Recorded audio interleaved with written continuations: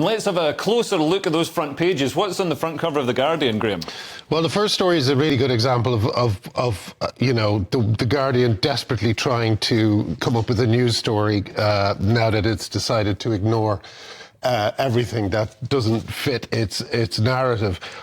Watchdog may be failing to spot serial killers. I presume these serial killers have arrived from this time travelled from the 70s and 80s when there wasn't CCTV, because at the moment I really don't know how you can set out in a career of serial killing while there's cameras everywhere. Yeah, and also mobile phones that track our every move. I mean, one of the benefits of living in a constant surveillance society is it's harder to kill and dismember. It's possibly the only benefit. Yeah. But it's a good one. You have to say it's nice to know you're not going to be tortured for a few hours. It's made them even better, though. It's sharpened them up, I think. You know what I mean? The constant surveillance.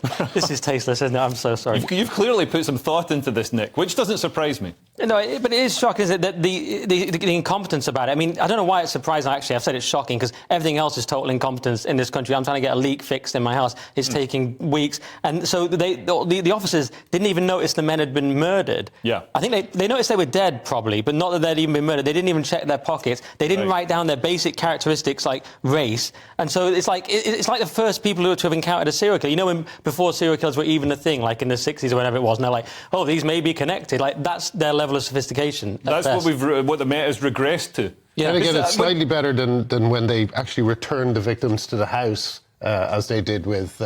who's that guy? Of course, Jeffrey Dahmer. Jeffrey Dahmer, where they actually brought the victims back. Yeah. They at least aren't doing that. In the early noughties, they seem to be on top of it. When I worked with in police intelligence, I had training from Professor David Cantor, who had the donut theory, which showed that people don't commit, crimes like murders. If they're a serial killer, they won't commit crimes like murders too close to their house, but they won't travel too far either. So you get a sort of crime donut, and then a smaller donut around their work. It's funny how the police are obsessed with donuts. I thought it might be just that they wouldn't kill anyone if they had a donut.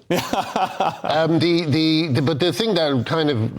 the reason I think this is a non-story is that, like, the murders happened between 2014 and 2015. Right. And we're at 2023 now, and they're talking about these... There were 4 people murdered? Was it 4? 4 people murdered. And sure, it was obviously very tragic and very bad, but I don't think failing to spot serial killers is a genuine headline. I think that is just clickbait by The Guardian.